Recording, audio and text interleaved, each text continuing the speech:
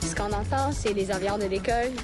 La différence, c'est que maintenant, je peux rentrer dans l'avion, dans le cockpit, et je peux faire quelque chose. Et maintenant, quand je vois les avions, je comprends tous les systèmes, je comprends comment ça fonctionne, comment ça vole. Et l'expérience d'être dans l'avion, c'est vraiment différent.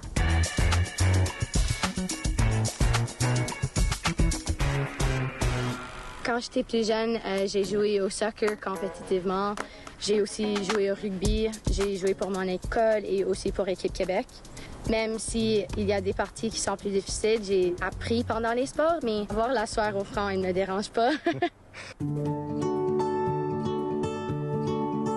Quand je dois aller à l'école pour une leçon ou pour un vol, je suis toujours excitée. C'est pas comme l'école avant ça où c'était comme « Ah, je dois aller à l'école ». C'est vraiment pas comme ça.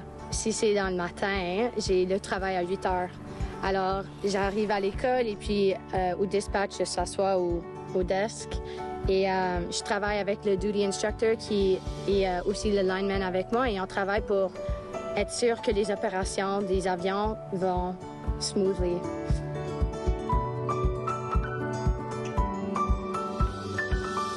On aime beaucoup donner l'opportunité à nos élèves de travailler pour nous. Si vous regardez autour du collège, à la maintenance, à la répartition, sur la ligne, à l'avitaillement des appareils et tout ça, c'est tous des élèves. C'est des élèves qui sont en formation chez nous, qui ont démontré qu'ils avaient une bonne attitude, qui étaient capables de bien suivre leur programme et puis qui voulaient s'impliquer au sein de l'école. Fait que nous autres, on a pas mal de postes de disponibles, puis on les réserve pour nos élèves. Je pense que c'est une super bonne façon pour eux de montrer leur intérêt.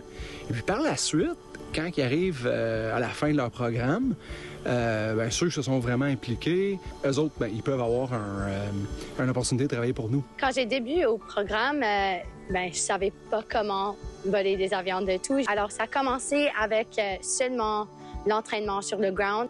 Il fait 2 années que j'ai fait mon premier solo. Alors ça, c'était tellement excitant, premièrement. C'était un gros stepping stone pour commencer mon carrière dans l'industrie. Tout le monde pense que c'est impossible que je va dans l'air.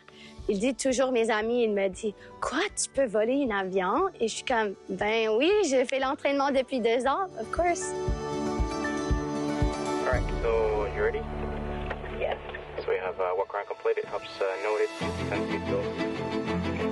Seatbelt also.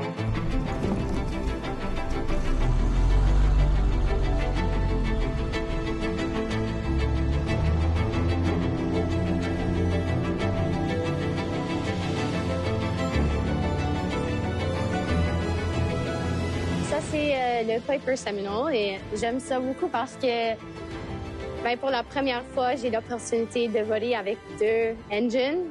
Ça sent comme quand tu conduis un golf cart versus une voiture. C'est aussi plus gros, c'est plus lourd. Quand on take off sur le runway, je peux le sentir, c'est plus difficile à lever l'avion. Alors, tout mon entraînement pour y faire, je fais avec ça, alors pour que je peux avoir mon groupe 1. So what are we gonna do now?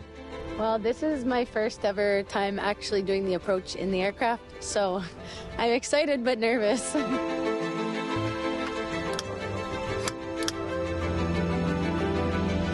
Oui, alors, IFR, ça veut dire quand nous sommes dans les conditions de vol où tu peux pas voir dehors. Tu n'as pas accès au horizon, tu peux pas voir, alors tu dois seulement dépendre sur tes instruments.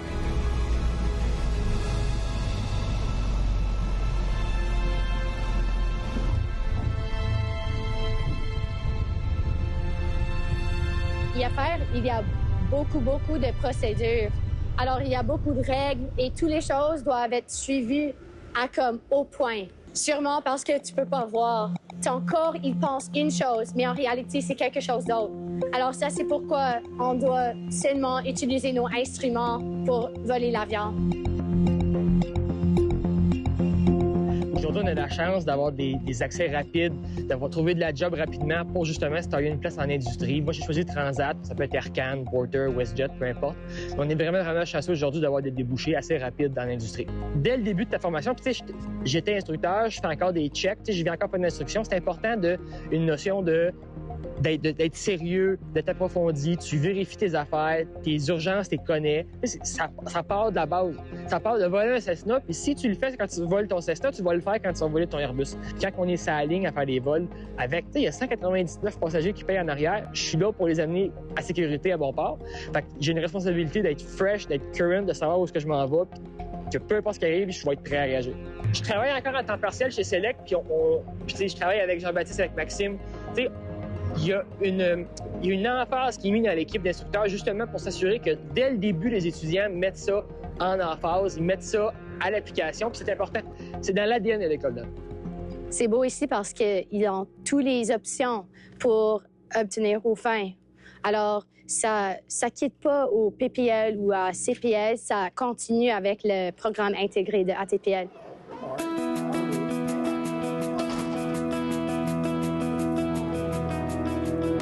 On a 3 simulateurs pour beaucoup d'étudiants, mais ça fonctionne. Tu as toujours une opportunité pour aller dans l'air ou aller dans le sim avec n'importe quel instructeur. Nous avons beaucoup d'avions, mais c'est vraiment incroyable pour notre entraînement. And under flight plan, hit flight plan page. See the bottom row, second one in. Yeah. And then add waypoint CYOW. Unity.